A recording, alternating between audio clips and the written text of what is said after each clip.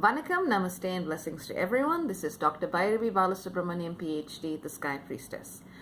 Today's post video is not exactly astrological or spiritual. Most of you on YouTube and Facebook know me in those ways. But basically, that's not how I started my life. I started my life with many years committed to social justice issues, activism, and I did my PhD in political science, studying political institutions and the way they sedimented forms of power. So, I come into spirituality and astrology and the work of facilitation from a very different perspective. So once in a while, I do videos like these, especially when that side of my brain says, what, this is interesting, talk about it, and maybe get someone else to think about it as well. And so that's what this video is about today. So today, I am looking at the concept of emotional validation. As a facilitator, I do get a lot of people who want me to validate them. They want me to tell them that I think that they are special, or that they've got this power and that power, and I'm going to do this and I'm going to do that. And you should know me by now. I don't do that. I treat people as people. We are all equally flawed. We are all equally gifted. There is no pedestal that needs to be created to validate those kinds of emotions. But sometimes I get that, and people get pissed off when I go, oh, you can do that? Cool. Okay. That's cool. Let's get back to your session. And they hate me doing it because, I'm not rubbing their ego in the sweet spot that they want me to. Now, there are other cases where, I get people to feel very vulnerable, very bruised, very victimized, and looking at them the way I look at them in my sessions, I can kind of see why their beliefs and why their emotions and how their emotions don't actually reflect the truth and the greatness of their own soul. And sometimes people get very uncomfortable when I basically go, okay, honey, yeah, I get this is what you're feeling, but this is where those emotions are coming from. And you've got to do the work to actually see what parts of it are real, what parts of it are you, and what parts of it are imposed upon you by external sources.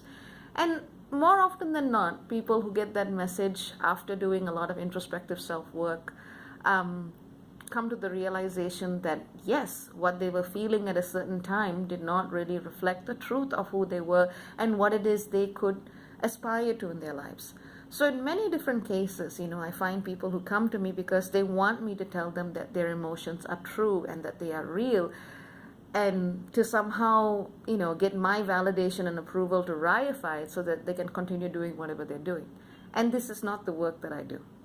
I make that very clear before someone books a session with me. But this is also a problem that anyone in any facilitative or counseling session or setting comes up against, because the way we talk about processing emotions and holding space for other people lends itself to these kinds of false equivalences. And I go into a lot more deconstruction in the article associated with this. But I take issue with the term emotional validation, because when you want to validate something, you're saying that something is true, something is real, and something is an accurate and legitimate representation of something else. I mean, you just need to look at the way the term to be valid has been used in different disciplines across time, whether it's science, whether it's psychology, whether it is our understanding of political philosophy. All of these different trajectories and narratives have given us a wide range of what to be valid actually means. And really, validity has, at the baseline, it has a twofold definition for our purposes. One, we're saying that something has the right to exist. And two, we are saying that whatever claims that existence makes is accurate and is representative. And frankly, if you do any work in the emotional or psychological and spiritual field, the first issue that you should be taking up with is, well, really, what is accuracy? A person is a soul that has come through so many different lifetimes, whose filters of perception are shaped by so many different influences and forces, some of which are from this life, some of which are from previous lives, some of which are from family members, living and ancestral, some of which are from external influences and other people. How do we actually say that a person's feelings are what the truth of that person is in an ontological sense? which is why I would say facilitators and counselors, especially those towards a spiritual bent, really need to be thinking about the use of the term emotional validation and all that it connotes. And I would call this a kind of a slippery usage, or a terminological slippage, I would say. Because at the end of the day, what we're trying to say when we use the term is to create a space where we go, okay, your emotions count. You are a person. You have the right to feel what you're feeling, and that's okay. Full stop. But what tends to happen in practice, because of the dual, I should say, meaning or aspects of the term validation, we end up being pushed into a situation where we are asked to not only say, yes, good, you're feeling, that's great, but to also say, yes, what you're feeling is true. You're perfectly, on the mark. What you're feeling is absolutely representative of who you are. And that's where things get tricky.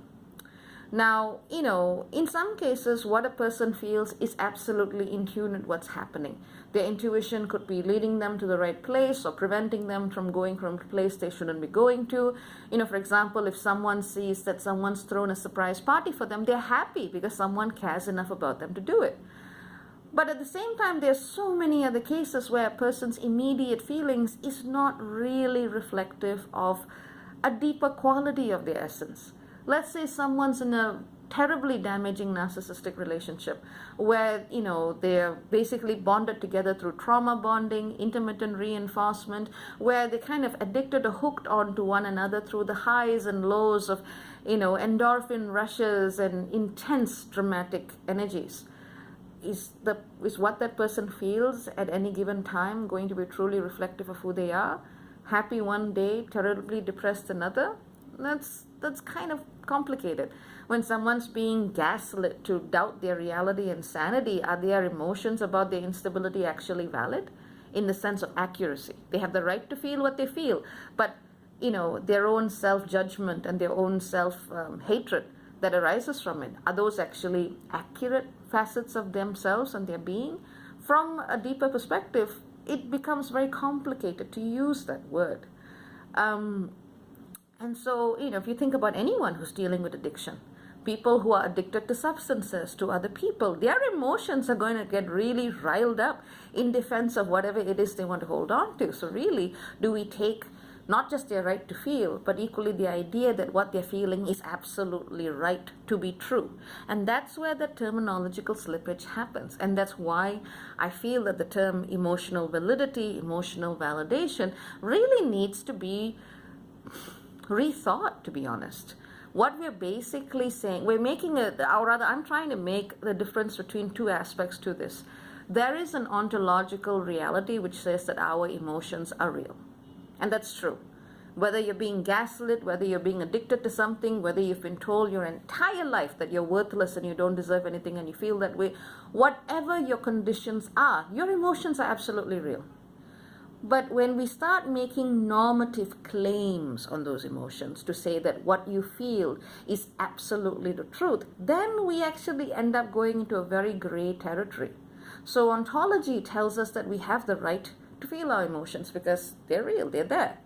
But the moment we step into a much more normative space, we start making claims that we shouldn't be, or at least perhaps as facilitators, we shouldn't be. So if someone is absolutely deeply invested in someone else, let's say an emotionally unavailable or even abusive partner, believing that with all of the strength of his or her emotions and intensity that, their love is going to change the other person. Yeah, what they're feeling is real, but is what they're believing about that feeling to be real as well? That's where things get really, really tricky. And you may want to read the text associated with this article for a bit more context. We can even see this in politics, whilst there needs to be that baseline tolerance that everyone has a right to their opinion, that is not an equivalent statement to say that everyone's opinion is right. Now, that's a lot of gray moral territory right there. But we make the same kind of slippage of terminology even when we talk about the dynamics of emotional processing, whether it's with a psychotherapist, a counselor, a spiritualist. These kinds of questions need to be asked, and they actually go very, very, very deep into the language and conception of political belief systems and structures that have actually informed our day-to-day speaking or spoken language. Now, there's a little bit of a paragraph on that. I don't want to get too much into that here, but definitely for those interested, look up Discourse and Power by Michel Foucault, one of the best books you could ever read. It's basically saying that the way the power structure has taught us to think about things and say things has changed the way that we speak and are able to speak to others and ourselves. So it really is important when you take a concept that has been touted so heavily as emotional validation. It really is important to look at the roots of the term and to see what it actually means and how that term, intentionally or unintentionally, can be abused by others. More often than not, a counselor a properly qualified counselor or therapist would know exactly what they mean when they say the term. That is to create a safe space where you can just feel. There's no right or wrong, you just feel. But when it's actually used in day-to-day language by people who do not have that training, it can be used to say, hey, I feel this, I need you to tell me that I'm right. That's really not the work that any one of us should be doing. Right or wrong is an answer that you need to find within yourselves. But anyway, these are just some thoughts. I think it would be of relevance to people who seek healing and people who offer healing, especially in the emotional realm. And yeah, I'm leaving this one discursive and open-ended. No hard and fast answers here, just more things to think about. Take care and many blessings. Cha-cha for now. Bye-bye.